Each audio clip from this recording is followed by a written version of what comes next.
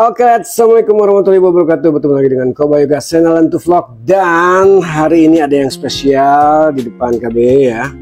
Ada dua helm yang lagi berseteru banget lah.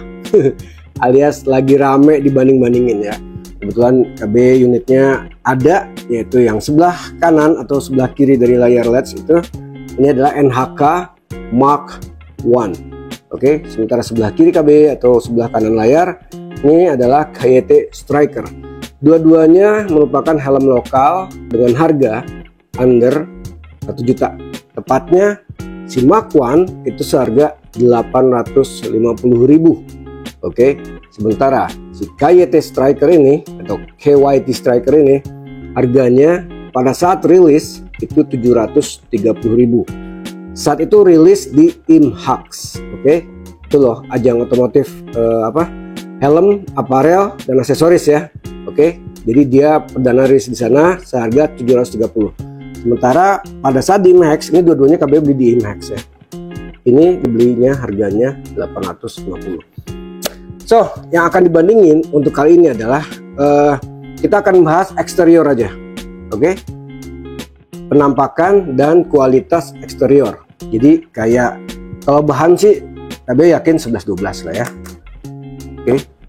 Nah, kita akan fokusnya kayak ke plastik-plastiknya, terutama yang ada air ventilationnya ya, atau ventilasi udaranya ya. Seperti misalkan di sini atau untuk kayak di sini, kemudian di bagian mouth ya, depan, front, sama kualitas si liner-linernya dan busanya. Kalau untuk daleman kayak misalkan gabus atau EPS-nya itu di next video. Oke. So, dengan harga 850.000 dan 730.000, berarti bedanya 120.000 ya. Kira-kira menang mana sih, unggul mana sih dari segala hal? Oke. Check it out. Karena lagi head to head seperti ini, jadi untuk penampakan dua-duanya menurut KB sih sporty ya. Tapi Mark I ini si NHK itu mengklaim bahwa Mark I itu memiliki konsep atau desain yang lebih ke sport tourer atau sport touring gitu ya. Meskipun bisa dibilang agresif juga sih modelnya ya. Ada spoilernya dan lancip banget kayak teardrop, kayak air mata di belakang begini. Oke, sementara si KYT atau KYT Striker ini dia nggak lancip ke bawah begini, tapi ada spoilernya agak nahan atau agak naik ya ke atas di sebelah sini. Oke, kalau desain sih akan dikembalikan kepada pemirsa lah, kepada konsumen. Oke, sekarang bagian atasnya. Nah, kalau kita melihat di sini si KYT Striker itu dia sedikit ada lekukan, sedikit nggak terlalu kelihatan, mungkin juga karena efek warna ya. Sebelah sininya nih, set ya, ada lekukan. Kelihatan nggak sih? Mudah-mudahan kelihatan ya. Sedikit agak ada tekukan gitu ya. Sementara kalau si NHK Mark I ini tekukannya mungkin efek warna juga lebih kelihatan. Ya. Nah, tekukan. Jadi dua-duanya nggak benar-benar rata di bagian kepalanya ya. Nggak benar-benar rata banget, tapi ada sedikit undak-undakan. Dua-duanya sudah menganut flat visor. Oke, diklaim menganut flat visor. Itu juga untuk KYT Striker tadi NHK Mark I ya. Right. Kita akan ngomongin dulu fitur ya. Mudah-mudahan nggak ada yang kelewat. Ini fitur-fitur yang KB sebutin, mudah-mudahan sih nggak ada yang kelewat. Oke, yang pertama dari NHK dulu ya. Dengan harga 850.000, fitur yang didapat adalah, dan ini menurut KB sangat menjadi andalan atau merupakan poin besar, poin tinggi untuk NHK Mark I sendiri. Itu yang pertama adalah flat visor berteknologi RHD, Revolution High Definition Lens. Ini dia nih. Dan kokoh, tebal, tapi tetap fleksibel, nggak kaku. RHD lens ini seperti yang KB sebut di video si NHK Mark, Jadi silahkan ditonton. Intinya adalah dia punya tenaga mirip, dia punya fitur mirip fotokromik. Tapi kalau fotokromik kan berubah-ubah warnanya ya, menyesuaikan dengan cahaya yang diserap oleh si permukaan. Nah kalau si RHD ini enggak, dia memang pada dasarnya sudah agak-agak smoke ya, dan akan tetap smoke. Mau dia di dalam, mau dia di luar, mau dia kena panas, apa mau dia kena dingin ya, intinya tetap seperti ini ya. Bisa terlihat dong perbedaannya, ini visor clear, ini visor RHD. Oke, itu satu ya. Ini keunggulan banget karena ini teknologinya atau biayanya emang masih mahal sih menurut KB ya, yang KB tahu juga masih mahal lah gitu. Itu yang pertama. Yang kedua, ini tergantung selera. Oke, ada yang suka double visor, ada yang enggak. Nah, sini double visor. Untuk NHK Mark I yang ada double visor itu hanya untuk ukuran S dan M. L ke atas nggak ada, dia single visor aja. Sebelah sini pengoperasiannya ya, bawahin. Nah, kelihatan ya. Dan menurut spesifikasi yang kami baca di website NHK, si double visornya ini atau inner visornya ini dia dark atau lebih ke smoke sih ya, nggak dark banget, nggak gelap banget kalau menurut KB. Dia juga RHD juga loh, jadi nggak cuman luar doang tapi juga dalam. Dan ini udah KB tes, ini dua-duanya visornya top, maksudnya clear, tajam gitu ya. Clearnya tuh bukan clear bersih, tapi nggak cuman clear bersih tapi juga tajam, tetap tajam gitu, mau malam mau siang mantep.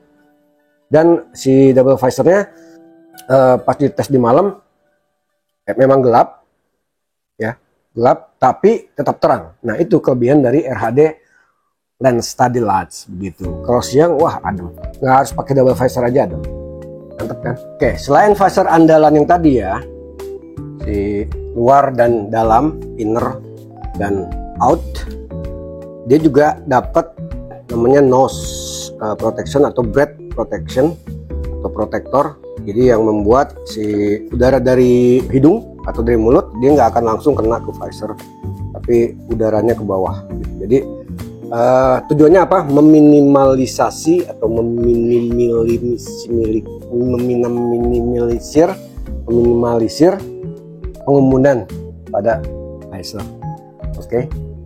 Kemudian ada ventilasi. Ventilasinya sayangnya untuk NHK ini dia cuma dua. Dia cuma di depan sama di jidat. Ini udah ada kunci sih. Ya, sama di jidat. Di sekelilingnya bisa lihat nggak ada.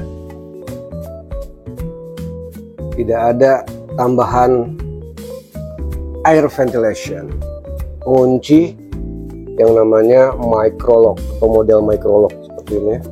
Ini akan kembali ke ya preferensi pembeli lah ya. Kalau kami sendiri sih pada dasarnya lebih suka dithering. Mungkin dithering itu nggak simple ya, atau takes time pada saat kita melakukan pengikatan ke leher gitu ya. Tetapi kalau ngomongin safety atau ketatnya penguncian, dithering terbaik lah. Soalnya apa? Microlock itu kadang-kadang kita harus set up atau setting pas kita pakai emang mudah sih, cek sekali, aduh kurang kenceng sini nih, setel lagi gitu kan. Nah justru text time-nya di situ, setel biar lebih neken atau lebih ngikat ke sini gitu kan. Itu aja sih. Dan kadang-kadang bisa longgar sendiri kadang-kadang gitu. Kalau sementara si dithering itu justru sekali ikat emang text time, tapi kalau udah biasa sih cepet ya. Tarik ngek, udah kenceng, plak, selesai gitu. Itu sih akan tergantung ke preferensi lagi. Jadi kalau untuk safety, KB pribadi lebih suka dithering yang kebetulan dimiliki oleh si Ride Striker. Kalau microlock sih emang lebih simpel aja sih, truk udah selesai, buka juga tinggal tarik, truk buka. Intercom ready ya, di bagian sini itu udah intercom ready, jadi sudah siap untuk dipakai atau dipasangin stiker ini speaker. Linernya katanya dibilang berkualitas baik. Oke, nanti kita akan bandingin gitu. Terus dapat juga ini windproof. Oke, jadi itulah yang didapat dari 850.000 NHK. Oke. Sementara untuk kenyamanan, gimana kalau kita pakai langsung ya sebagai pengguna kacamata. Sebenarnya udah pernah dibahas sih, tapi kita tes lagi aja. Oke. tanpa balaklava ya. Oke. Kuping nggak harus dibenerin. Oke. Kalaupun merasa atau terasa kurang enak, ini dibenerinnya dikit doang aja. Benerin dikit aja. Mesti ngelipat. Set. Set. Biar mutlak gitu ya. Biar enak semuanya, nggak ada yang ngelipat-ngelipat.